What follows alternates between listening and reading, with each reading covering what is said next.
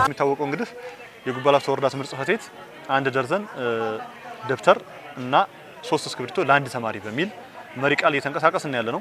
ይሄን ስንንቀሳቀስ እንደ ወረዳ በሚመራው የአብይ ኮሚቴ እንዳለ ሆኖ እንደ ተቋማችን ግን ንዑስ ኮሚቴ በማዘጋጀት ተቋማችን ባለሙያዎች፣ ባለሀብቶችን፣ መንግስታዊ ያልሆኑ ድርጅቶችንና ከመንግስትም ጭምር ያው የእርዳታ ወይም የድጋፍ እንትኖችን እያደረግን እየጠየቅን ባለሙያዎችን ስምሪት እየሰጠን በኮሚቴ እየገመገምን ዴይ ቱ ዴይ ግምገማ እያደረግን አፈጻጸሙ እየተከታተልን እቅዶቻችን ምንድነው ያቀርነው ያሳካነውስ ምንድነው ማን ምን ይዞ መጣ የሚለውን በመገምገም ጭምር እስካሁን ባለው ሁኔታ 70 ደርዘን ደብተር በተቋም 4 ፓኮ እስክሪብቶ በጥቅሉ እንግዲህ እነዚህን በብር ደረጃ ከ75400 ብር በላይ የሚገመት ሀብት ሰብስበናል ማለት ነው።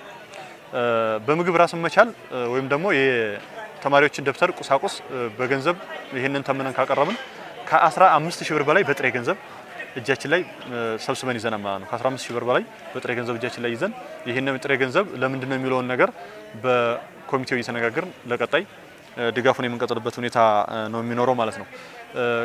በተጨማሪ በዛሬው ዕለት እጅግ በጣም ጽሁፍ ድንቅ የሆነ የጉባ ላፍቶ ወረዳ አስተዳደር ምክር ቤት የተቋማችንን ችግር በመረዳት ወላጅ አልባ የሆኑ ህፃናቶች በድህነት ወለል ላይ ያሉ ደብተር እስክሪብቶ ገዝተው ትምህርት ቤት ማስገባት ለማይችሉ ወላጆች 200 ደርዘን ደብተር 100 ፓኮ እስክሪብቶ በብር ሲተመን 345000 ብር በላይ የፈጀ ድጋፍ አድርጎልናል ማለት ነው። ይሄ እውነተኛ ነገር ለቀጣይ የምንሰራቸውን ስራዎች ይበል የሚያሰኝ እኛም ካለን የተቋም አፈጻጸም በበለጠ ከዚህ በኋላ ባጠረ ጊዜ ቃል የተገቡን በርካታ ከመንግስታዊ ያልሆነ ድርጅት ከመንግስታዊ ተቋማት ከግለሰብ ከባለሀብቶች ጭምር ቃል የተገቡ በርካታ የትምህርት ቁሳቁሶች ስላሉ እነሱን የምናሳካበት መንገድ እንድናገኝ በጣም እጅግ ግብአትና ማበረታቻ የሰጠን ነው ማለት ነው። ስለዚህ በተቋም ደረጃ በዚህ መልኩ ነው እስካሁን ድረስ እየተንቀሳቀስን ያለ ነው። እቅዶቻችንን በየዕለቱ እየገመገምን ከዚህ በኋላ ደግሞ አፈጻጸሞቻችንን በጥልቀት ገምግመን ቃል የተገቡትን በተግባር የመሰብሰብ ስራ እንድንሰራ በተግባር የሰበሰብናቸውን ደግሞ የተማሪ ልየታ ስራ ከወዲሁ እየሰራን ማን ለማን ምን ይገባል የሚለውን እሱን እቅድ አውጥተን ያሉትን በጽህፈት ቤት ደረጃ የገቡልን ግብአቶች ለሚመለከታቸው አካላት ያለምንም አድሎ ህጋዊ በሆነ አግባብ በኮሚቴ ደረጃ ተነጋግረን በማናጅመንት ወስነን ተቋማችንንም የገጠር ላይ ያሉ ትምህርት ተቋማቶቻችንን ጭምር ወርደን መረጃ ሰብስበን የማቴሪያል ስርጭታችንን የምናደርግበት መንገድ ነው የሚሆነው ማለት ነው። በአጠቃላይ እስካሁን ባለው ሂደት ከእቅዳችን አንፃር ኦልሞስት የተሻለ የሚባል አሰራር እየሄድን ያለ ነው። ቀሪ ስራዎችን ደግሞ በቀጣይ ከሚመለከታቸው አካላት ከባለድርሻ አካላቶች ጋር እያደረግን እየገመገምን የምንመራበት መንገድ ይፈጠራል። ለትምህርት አይምሯቸው የተዘጋጀ እና ለትምህርት የደረሱ ህፃናትን በኢኮኖሚ ጥረት ምክንያት ከትምህርት ቤት መነጠር ስለሌለባቸው ትኩረት አድርገን መስራት አለብን በሚል እንደ ክልል የተያዘው 1 ደርዘን ደብተር ለአንድ ተማሪ የሚል ሞቶ ተይዞ ይህን ታሳቢ በማድረግ እንደ አስተዳደር ምክር ቤትም በዛሬው ዕለት 200 ደርዘን ደብተርና 100 ባኮ እስክሪብቶ ገዝተን ይዘን መጥተናል።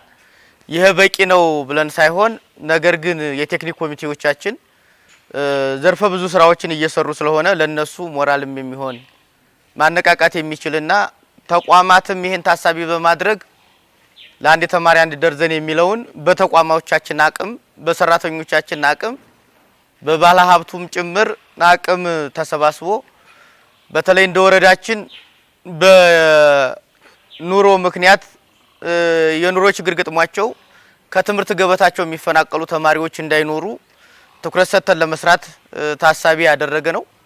የበጎ ፍቃድ ስራችን እንደሚታወቀው ብዙ ዘርፈ ብዙ ተግባራትን ያካተተ ነው።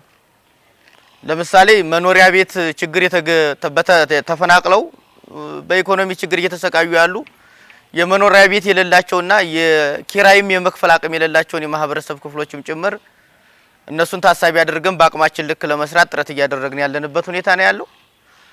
ሌላው የአልባሳት ችግር ያለባቸውን የማህበረሰብ ክፍል እንደሚታወቀው የወረዳ አመራራችን እና የወረዳ ባለሙያዎቻችን ምን ያለምንም ስስት ልብሱን አምጥቶ በማስቀመጥ እንደምታውቁት መሰረታዊ ችግር ያለባቸውን ማህበረሰብ ክፍል ማዳረስ የቻልንበትና ለነሱን ማልበስ የተቻለበት ሁኔታ ነው ያለው። ይሄም ትልቅ መንፈሳዊም ስጋዊም እርካታ ነው። በነገራችን ላይ ይሄ ካለህ ላይ አንዱን አንስተህ ለአንዱ መስጠት መንፈሳዊም ነው።